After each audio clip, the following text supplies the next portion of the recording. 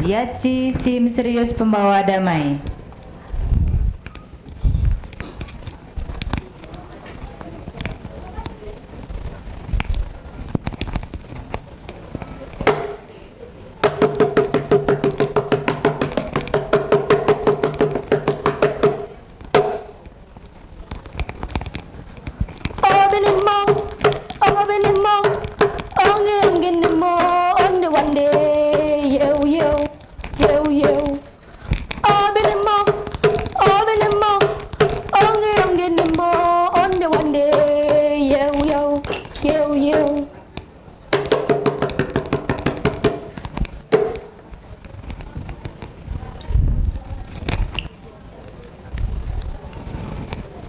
Selamat pagi. Assalamualaikum warahmatullahi wabarakatuh. Apa kabar? Teman-teman masih ingat saya kan? Bagi yang lupa, saya bernama Alesya Puja Jafar dari Provinsi Papua.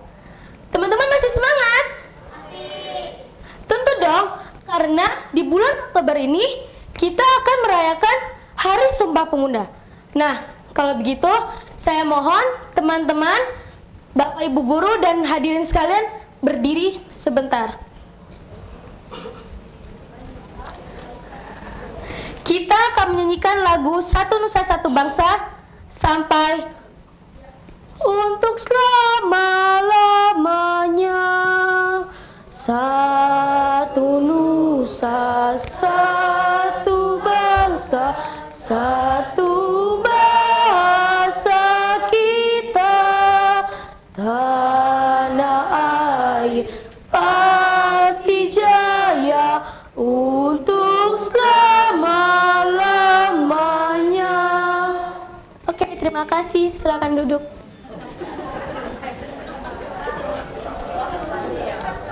Baiklah, pada kesempatan ini saya akan bercerita tentang kisah dua kakak beradik yang tidak pernah akur dan pada akhirnya didamaikan oleh seorang kakek-kakek.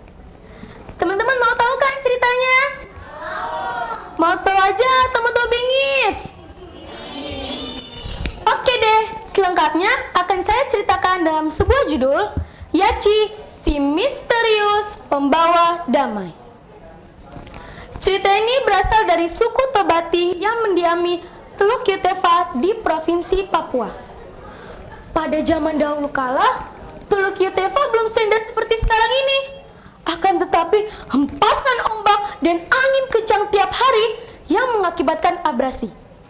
Teman-teman tahu abrasi nggak? Apa?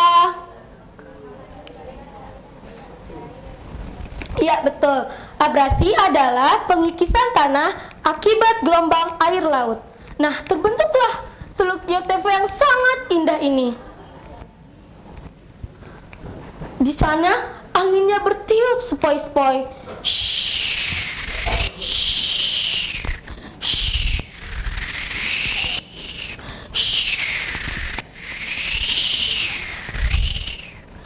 Dan terdengar kicauan burung yang sangat merdu.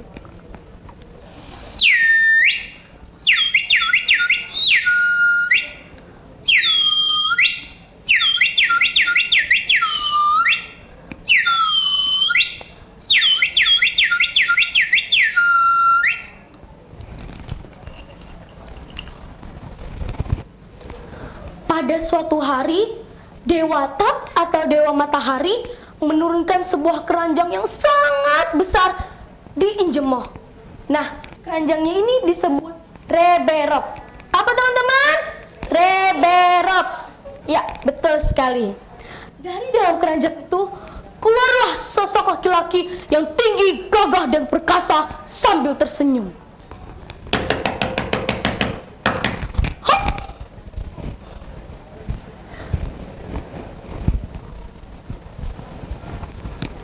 Karena keranjang tersebut diturunkan oleh dewa, maka masyarakat Tobati menganggapnya sebagai benda keramat. Dan dibuatlah tiruan-tiruannya yang hingga sekarang ini digunakan sebagai tempat menyimpan benda-benda berharga. Seperti gelang dan kalung maning-maning yang aku pakai ini loh teman-teman. Nah, ini termasuk benda berharga teman-teman. Kemudian piring yang besar-besar. Tapi teman-teman, bukan piring untuk pakai makan ya. Piring yang besar-besar ini kalau di Papua sebagai mas kawin. Keturunan masyarakat Tobati semakin lama semakin berkembang dan tersebar di tempat-tempat tersebut. Di antara masyarakat Tobati ada seorang lelaki yang bernama Meti. Nah, dia ini mempunyai 5 orang istri teman-teman. Banyak sekali teman-teman. Wah, saingan dengan Eyang Subur. Teman-teman masih ingat kan? Yang Eyang Subur itu katanya punya istri 9 ya? Wah, banyak sekali. Jangan-jangan Eyang Subur keturunan orang Papua lagi. Tidak. Maaf Eyang Subur, maaf. Nah, dari kelima orang istri itu mempunyai 10 orang anak. Banyak sekali teman-teman. Tapi hanya satu yang cantik, kayak aku nih. Nah, yang cantik ini bernama Iwa. Tapi teman-teman, bukan yang Iwa peye, nasi jagung, sampai tua, sampai nenek, Alicia Puja tetap disanjung. Bukan yang itu ya teman-teman. Nah, ke-9-nya lagi, cakep teman-teman. Cakep banget, kayak personil Mahabharata, ya kan? Kayak Arjuna, Bima, wah, Nakula, Sadewa, cakep kan? Nah, mereka ini adalah yang pertama bernama Raibi, yang kedua Mermehai atau Mer, yang ketiga Naisiboy, yang keempat Jajatanti alias Sinjanotanti, yang kelima Najenetanti atau yang dipanggil Motu, yang keenam Sedemboro, yang ketujuh Dawir atau Nuwentuk, yang kedelapan Sijaicak, dan yang terakhir ke-9 bernama Rohou. Mereka ini memilih tempat tinggalnya masing-masing dan berbeda. Suku Injemoh dipimpin oleh seorang Harsori atau kepala suku. Nah teman-teman, kalau di Papua ini kepala suku disebut Ondofolo. Apa teman-teman? Ondofolo. Ya, betul sekali. Bernama Rohordi Dohor. Nah, dia ini mempunyai seorang adik bernama Makbi. Nah, kakak beradik inilah yang saya bilang di awal tadi. Tidak pernah akur, selalu saja ada permasalahan yang mereka ributkan. Puncaknya saat ibundanya mereka yang bernama Buek meninggal dunia. Saat upacara perkabungan berlangsung atau yang disebut carai, banyak para pelayat datang. Mereka mengucapkan rasa duka citanya kepada ibunda Buek. Mereka menangis, mereka meratap sambil memanjatkan doa.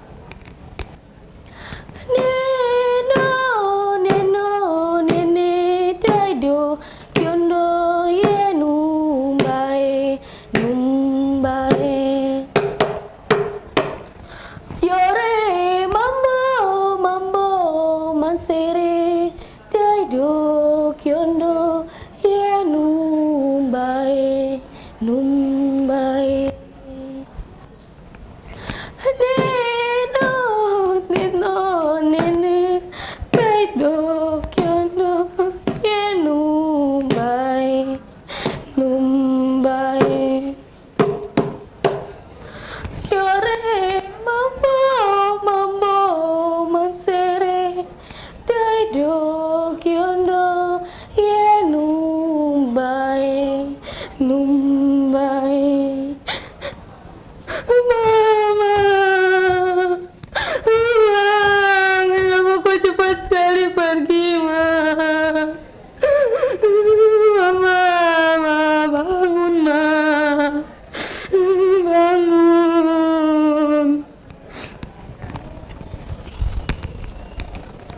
Di antara para pelayat ada yang bernama Cabong Drunyi.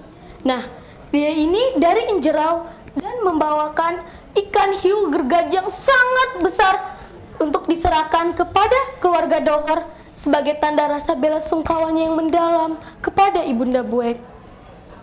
Dohor pun merasa terharu dan ikan tersebut ditangani oleh istrinya Makbi. Mengetahui hal tersebut, Dohor pun marah karena seharusnya ikan tersebut ditangani oleh istrinya sendiri, bukan istrinya Makbi. Ya walaupun Makbi juga adalah anak kandung dari Ibunda Buek, tapi ia merasa adalah kakak. Semua mau-mauannya itu adalah tanggung jawab dia. Ya kan teman-teman? Nah, Makbi tahu suasana hati Dohor yang sedang marah. Akan tetapi Makbi tetap menanganinya dengan hati yang dingin. Kemudian Makbi pun memanggil seorang temannya yang bernama Cababuk. Cababuk, Cababuk, sini, sini.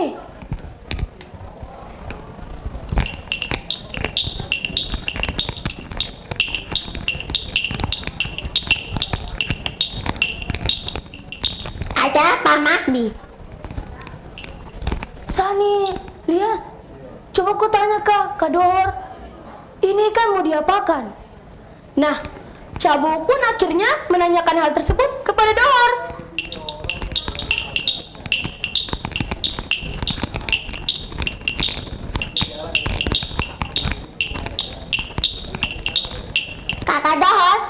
Kakak Dohor, ini kan mau diapakan, Kak?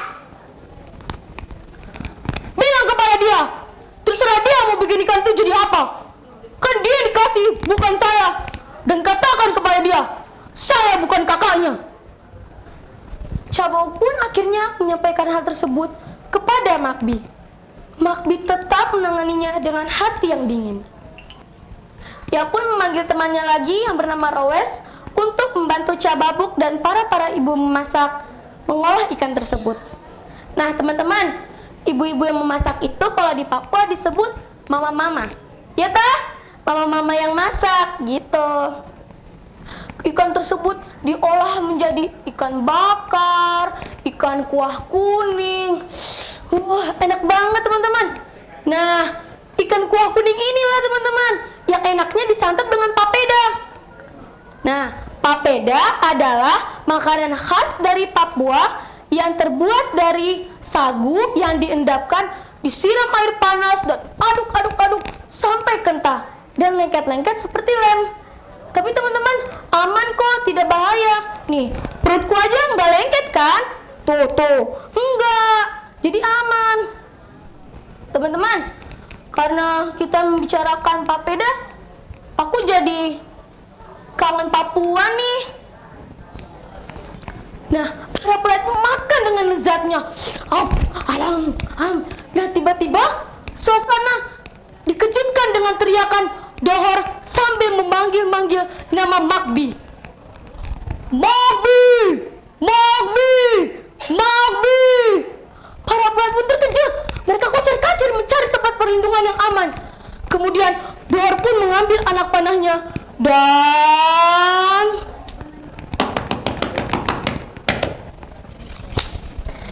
Makbi pun membalasnya lagi. Ia mengambil anak panahnya dan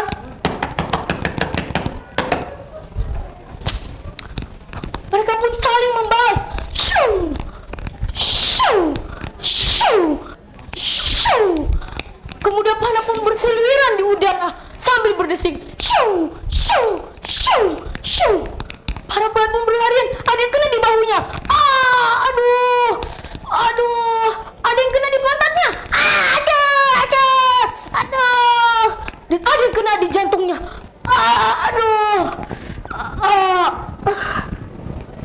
Suasana tambah diserukan dengan teriakan masing-masing kubu. Dohor, Dohor, Dohor. Makbi, Makbi, Makbi. Dohor, Makbi, Dohor, Makbi, Dohor, Makbi, Dohor, Makbi, Dohor, Makbi, Dohor, Makbi.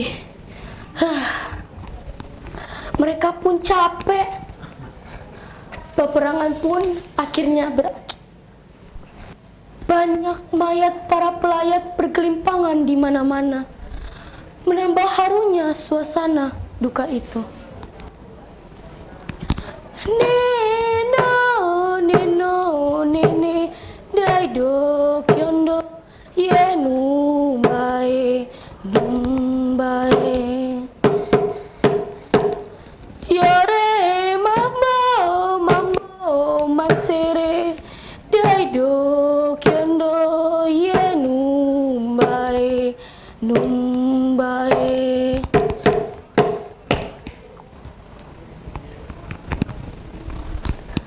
Tiba-tiba muncullah sosok kakek-kakek yang bernama Yachi. Nah, dia ini tidak diketahui asal-usulnya. Teman-teman, kalau di Papua, kakek-kakek dipanggil tete-tete. Jadi, tete-tete Yachi, teman-teman. Nah, tete-tete Yachi ini diikuti oleh anjing putihnya yang bernama Tawab. Dan ia juga selalu membawa cermin. Tapi teman-teman, bukan cermin untuk makeup-makeup ya. Nanti kakeknya jadi cucok. Bukan ya. Cermin ini digunakan untuk menasihati masyarakat Tobati agar hidup lebih rukun lagi. Ia berjalan menelusuri masyarakat Tobati dan menasihatinya. Cucuku, lihatlah dirimu. Apa yang kau telah perbuat, kebaikanmu maupun keburukanmu, jadilah cermin bagi yang lain. Nah, begitulah kakek Yachi mengajarkan kepada masyarakat Tobati supaya hidup lebih rukun. Konon, dia juga mengajarkan kepada masyarakat Tobati bagaimana membuat dapur siri dari kulit kerang atau bia yang dibakar dan pinang sebagai alat pergaulan. Dia juga mengajarkan cara menebak nama-nama bulan menurut hasil buruan tertentu, seperti bulan ke-12 yaitu bulannya. Nah, jadi teman-teman, begitu ceritanya. Dari cerita tersebut kita dapat mengambil hikmahnya. Yang pertama, dalam hidup kita harus rukun, teman-teman, apalagi dengan saudara kita sendiri. Setuju? Yang kedua, kita harus saling menghargai. Dan yang ketiga, kita harus hormat menghormati. Demikianlah cerita dari saya. Selamat pagi. Assalamualaikum warahmatullahi wabarakatuh.